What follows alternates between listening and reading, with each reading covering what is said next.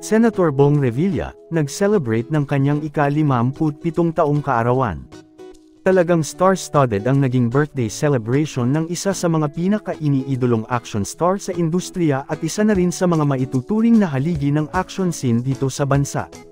Sino ba naman ang hindi makakakilala sa kanya dito sa atin? Sa dami ng mga action movies na pinagbidahan niya katulad na lamang ng Bertod ng Putik, Captain Barbell, Resiklo, at Ang Panday, na ilan lamang sa mga palabas na talagang pumatok sa takilya at minahal ng sambayanan. Hindi rin nawala sa kanyang kaarawan ng ilan sa kanyang mga kasabayang action star na talagang naging malapit na sa kanya. Katulad nila Senator Robin Padilla, Philip Salvador, Eddie Gutierrez at iba pang mga kinikilalang personalidad sa industriya. Hindi rin nagpahuli ang kanyang mga kasamahan sa politika at mga kapwa-senador na hindi din pinalampas ang isa sa mga memorable events ng kanilang kasama.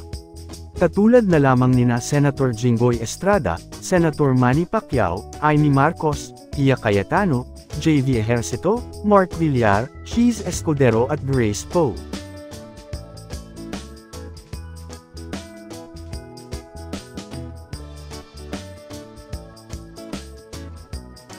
Talagang engrande ang nasabing event na ginanap sa Ocado, Manila dahil ito ay dual celebration. Ang kanyang ika-57 taong kaarawan at ang kanyang ika-50th year sa showbiz.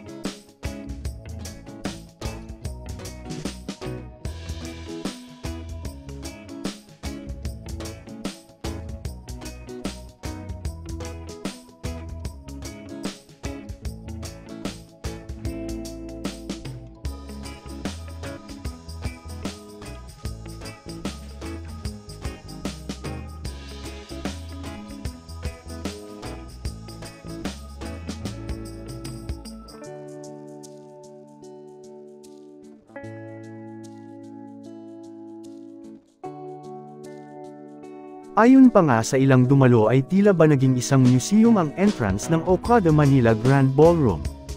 Dahil naka-display doon ang mga costumes, movie posters, paraphernalia at mga awards ng tinaguriya ang action prince ng Philippine cinema.